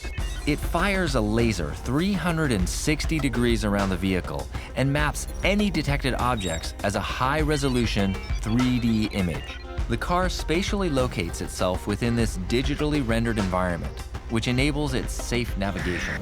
And now it's slowing down. Okay, the other car's actually coming to a stop, and our car is stopping also. Just smoothly. That's amazing. Which is great, but we've only been traveling at 50 kilometers per hour. We're now making our way to the high-speed test track, where the NG IGS will propel us autonomously at highway speeds. The question is, how do we humans make the transition to allowing a computer to control our vehicles and ultimately our lives? It's a big step to get in a car and then have it just drive itself. So you're gonna do step by step, or? I think the step one maybe do some driver assistant, like It's sort of like cruise control, yeah, except better. AVs. Yeah. So rather than saying, here's a whole new car, there's not even a place to sit, there's no steering wheel. Yeah. You're saying, here's a car just like you already know how to drive, except if you're on the highway, you can take your hands off the wheel and it'll steer for you. Maybe part-time you let the software help you to control the car. You can relax. Then sometimes maybe you drive by yourself. It's a hard step cognitively to make, and believe me, out here alone on the track, it does touch the nerves a little bit. I can imagine that in full traffic, you might want to be able to seize control if you needed it. And obviously, if you're in a really congested area or in the middle of a city or something, you might be even more concerned. So it's worth noting that we're actually driving at speed. I mean, this is just as fast as if you were on the highway. Yeah. And I keep looking up and seeing that our technician is just sort of sitting there, looking out the window. Yep, just another day in the driverless car. It really is something that you can get used to. Or rather, something we'll have to get used to as big data and smart tech advance to make our traditional technologies cleaner and greener. Vehicles will have to respond or become dinosaurs of a bygone era. In the meantime, we have to either phase out or retrofit this old fossil fuel-driven technology with some high-tech thinking. A philosophy that's also poised to radically transform China's primary energy source, coal.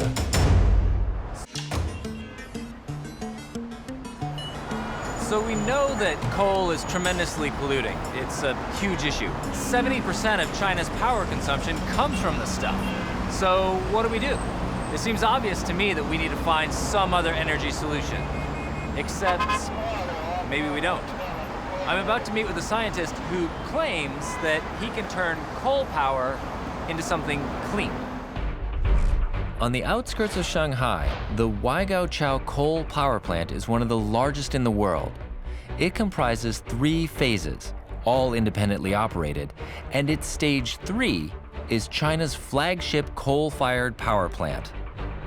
This is the home turf for Wei Zongfeng, a self-taught engineer who rose through the ranks to become chief engineer and general manager.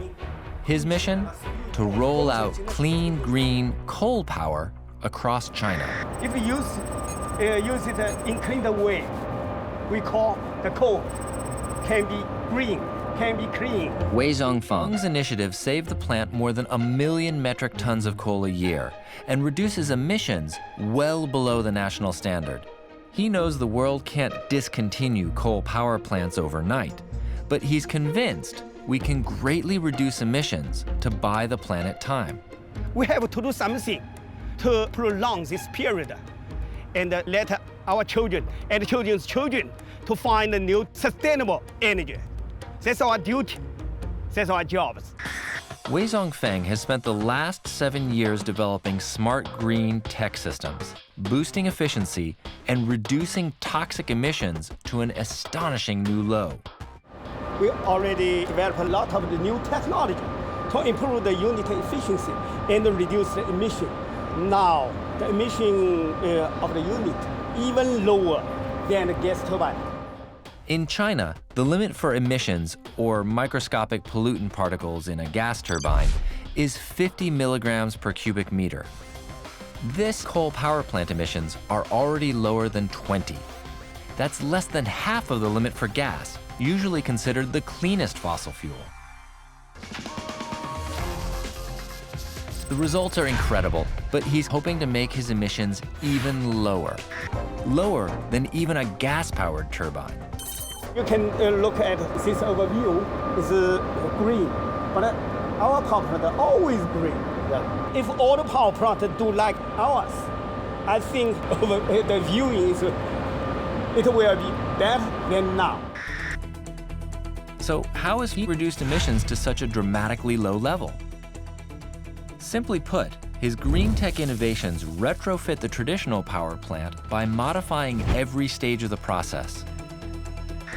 The cumulative effect of redesigning feed water heat pumps, optimizing turbine back pressure, revising how the boilers start up, remodeling of energy extraction technology, cutting-edge microcomputers for better filtration control, and even simple steps of providing better seals to stop air leakage, all add up to the most efficient and clean, almost green, coal power plant in China. We always looking for the future. We will develop the new technology and put the unit efficiency higher and higher and reduce the emission lower and lower. Okay, so this isn't my area of expertise, but the ability to take coal power, which is the majority of power source for most countries, and make that clean seems pretty good. China made a commitment at APEC last November. They said, we will produce 20% of our energy from renewables. That still leaves another 80%, which is going to come from natural gas, and it's going to come from coal. So this isn't a panacea, this isn't a Band-Aid that's going to fix everything, but it could be a good step along the way. We need to pay attention to develop the renewable energy. And gradually, slowly to increasing the percentage of renewable energy application. Yeah, balancing the two, I think everyone agrees and recognizes that we need to shift to a more sustainable model.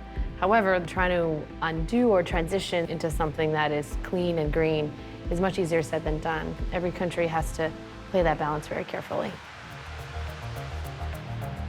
Wei Zhongfeng's work at Waigaoqiao is a clear demonstration of how the way forward doesn't always come from brand new products.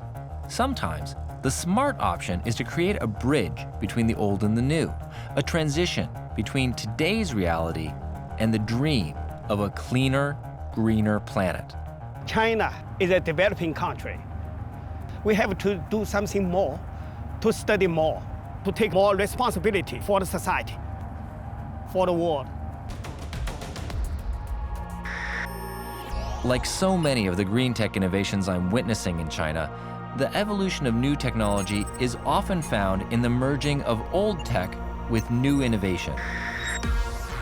A clean, green, digitally connected planet of the future is a world where its inhabitants harness technology and the planet's incredible natural energy to sustain life on Earth. Professor Kong Jin-yu has a pretty impressive CV with a doctorate from Harvard and countless international awards. He's one of China's smartest urban designers, and he's tackling his greatest challenge yet, bringing megacities back in line with the forces of nature. 400 out of 600 cities running out of water. You have flooding in summer and drought the rest of the time. That's right. This sounds really good. Keep going. We have a very serious problem. We have very serious. It's a crisis, I would say. It's a water crisis issue. This is a national flood risk analysis. And these marks here, these show population density? No, these are flood risk. But that's where those are the most heavily populated areas. Yeah, exactly. So wait a minute. Yeah. So we built the most dense urban areas in the planet exactly in the wrong places. That's right. 70% of the Chinese population is basically living in the flood zone. The Chinese government had to invest billions of dollars every year, try to build a concrete wall and reservoir and the dams to keep the water. But you're just bailing out the ocean at this point. I mean, you've built your cities in the worst possible spot. How can you solve that by trying to pipe it all out? That's right. That's why we say we need a new solution. Our solution are sponges that hold water during the monsoon season. We call it a sponge system. Okay, so you've got widespread flooding, widespread drought, you've got extremely widespread pollution, and you're gonna solve it with a sponge. Yes, yeah. I like how he thinks. Yeah. Every year, China comes face to face with a devastating double-edged sword: monsoon floods and ironically, a massive clean water shortage in over 400 cities. It's a huge problem, and one the Chinese government is determined to resolve. Enter Professor Kongjin Yu and Turnscape, a 600-strong team of first-class landscape architects with a holistic environmental approach. It's got to be enormously satisfying for you to see that the idea has grown so well. It's a methodology that takes the concept of a massive green sponge that will soak up and hold monsoon rains when they arrive.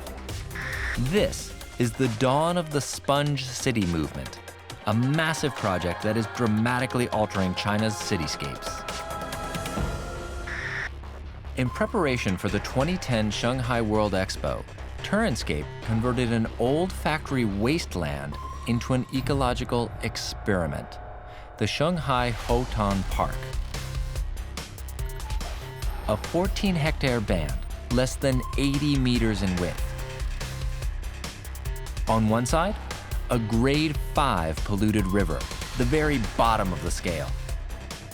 On the other, one of Shanghai's major highways. Old concrete barriers were pulled down and replaced with 93 different species of plants. The resulting wetland retains the water rather than diverting it, much like a sponge. And it's more than just a pretty face. This living, breathing, cleaning machine filters up to 2,400 cubic meters of polluted water a day.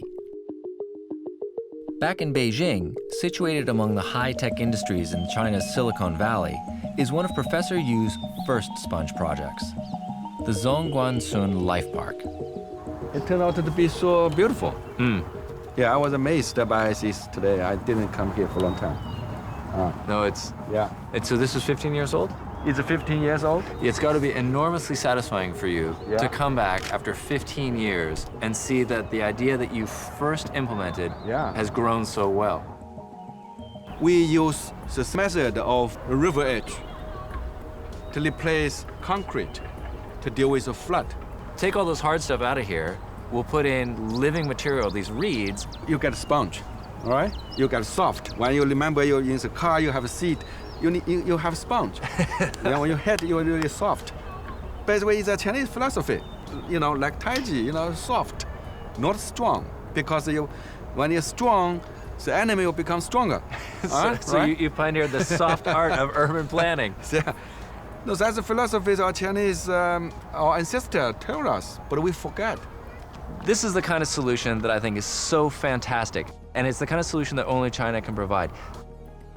5,000 years of history and experience now focused and used to solve widespread, densely urban problems. And the result is beautiful.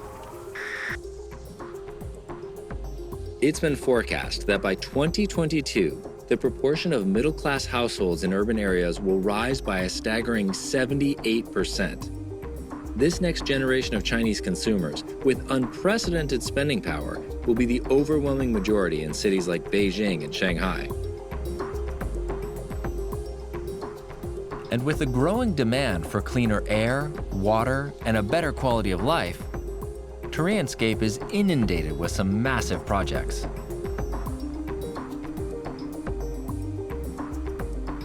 You're building this now? Yeah, we're under construction. And not only with this one, we have more than 10 projects, similar projects under construction. Yeah. That's amazing. So this is a real solution that you're rolling out throughout China. That's right. And now this solution become a national movement. We call the Sponge City movement. And we also propose for some American cities also. Putting this sort of solution in place, I can't see any downsides, and the upsides are enormous. What am I missing? I don't think there's a lot to say. I think they should just actually implement it everywhere. I think China, for the past 2 decades, has driven its development based purely on economic goals.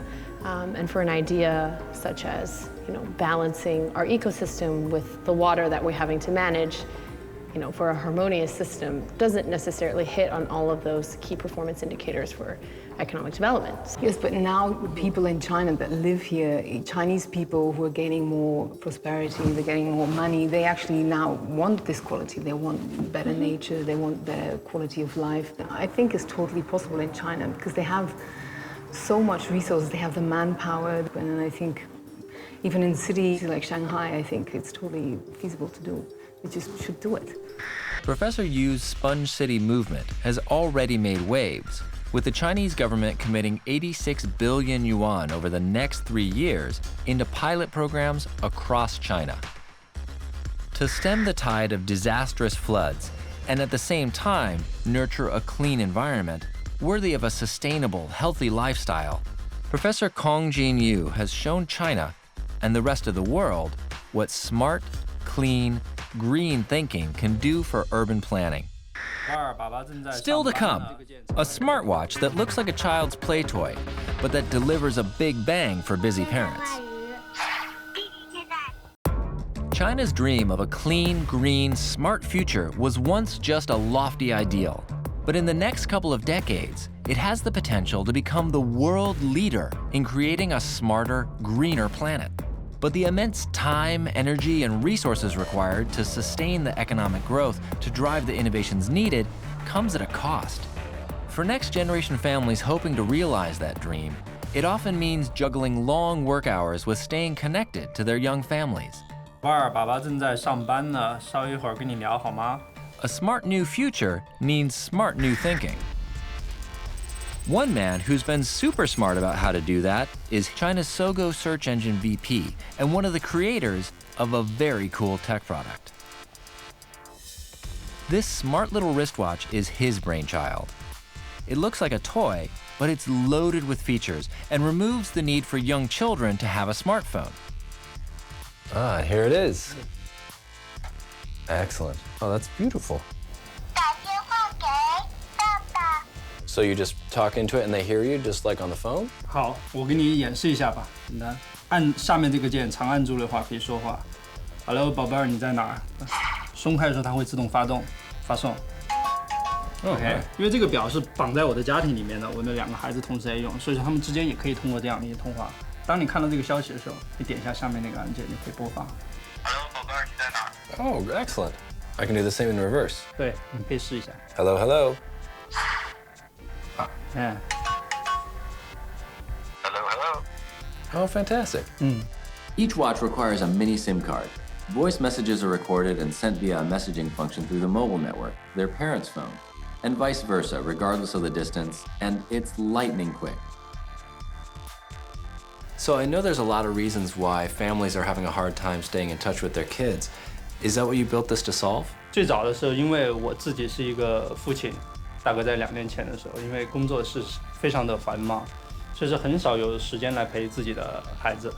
所以那个时间就是想说，是因为我自己本身是做技术的，我在想能不能做一个这样的一个产品来去解决我自身的一个需求。你在画什么呀？我在画鱼。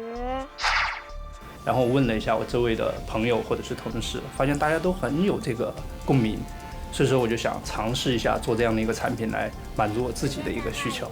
Yeah, you know, that makes a lot of sense. China's got an unprecedented opportunity for people to go out and actually make money. But along with that comes long working hours, long commutes, a lot of time away from the kids. It's challenging.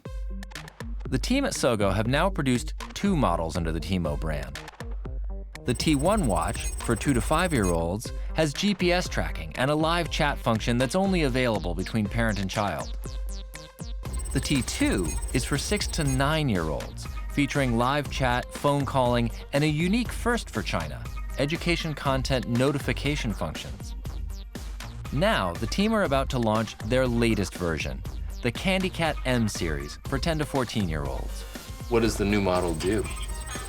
它主要面对的它的特点是，主要是有一个更高清的屏幕，可以有更多的这种交互上面的一个显示。那么同时，它也继承了我们汤猫系列的一个跟孩子的一个互动，包括它的一个情感上的一个交流的一个设计。那么当他戴在手上的时候，我们还为他做了一个小的一个摄像头，那么它可以记录孩子们每天生活中遇到的这种有趣的事情，把它传回到家长。那么家长一看到这个图片之后，可以知道孩子们看到了什么，发生了什么，他们可以产生各种交流互动。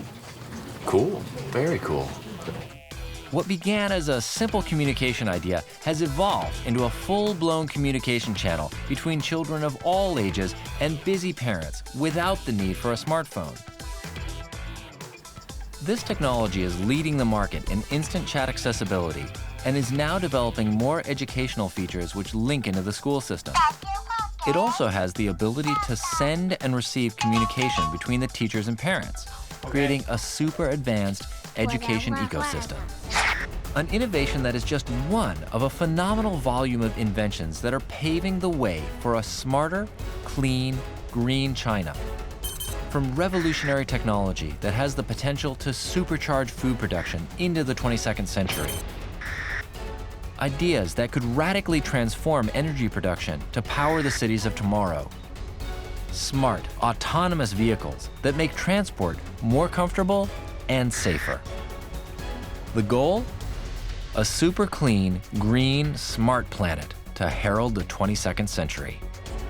Transitioning China from its immense industrial and economic momentum and into world-changing focus on technological innovation.